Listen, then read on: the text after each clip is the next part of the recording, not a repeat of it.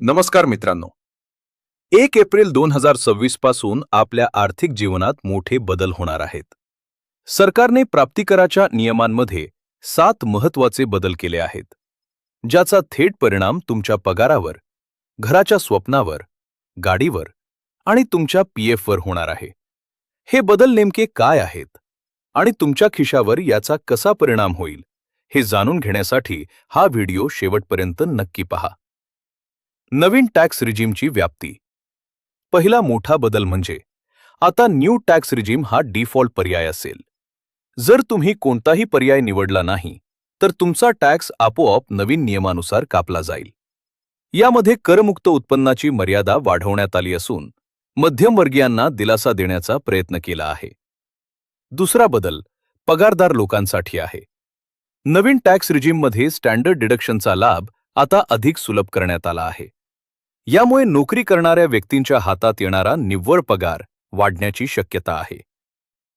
तिसरा महत्त्वाचा बदल पीएफच्या बाबतीत आहे. जर तुमची पीएफमधील वार्षिक गुंतवणूक एका ठराविक मर्यादेपेक्षा जास्त असेल, तर त्यावरील व्याजावर आता कर आकारला जाणार आहे. उच्च उत्पन्न गटातील लोकांसाठी हा एक मोठा धक्का मानला जात आहे. घर आणि गृहकर्जावरील सवलत. चौथा बदल रिअल इस्टेट क्षेत्राशी संबंधित आहे. घर खरेदी करताना मिळणारी व्याज सवलत आणि भांडवली नफा टॅक्सच्या नियमात काही तांत्रिक बदल करण्यात आले आहेत. घर विकून होणाऱ्या नफ्यावर आता नवीन दराने कर भरावा लागेल. पाचवा बदल म्हणजे लक्झरी गाड्यांच्या खरेदीवर आता अधिक टीसीएस द्यावा लागू शकतो. जर तुम्ही महागडी गाडी खरेदी करण्याचा विचार करत असाल, तर हा नवीन नियम तुमच्या बजेटवर परिणाम करेल. सहावा बदल भेटवस्तूंच्या बाबतीत आहे. मित्र किंवा नातेवाईकांकडून मिळणाऱ्या महागड्या भेटवस्तू आता आयकराच्या कक्षेत अधिक कडकपणे तपासल्या जातील.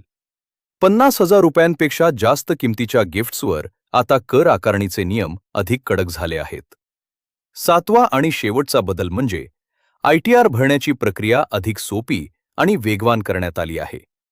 नवीन सॉफ्टवेअर आणि प्री-फिल्ड फॉर्ममुळे करदात्यांना आता तासनतास खर्च करण्याची गरज उरणार नाही.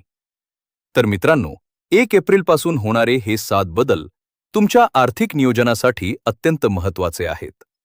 तुम्हाला ही माहिती कशी वाटली? कमेंट्समध्ये नक्की सांगा. अशाच नवनवीन अपडेट्स आणि माहितीपूर्ण व्हिडिओसाठी आपल्या चॅनलला सबस्क्राईब करायला विसरू नका. धन्यवाद.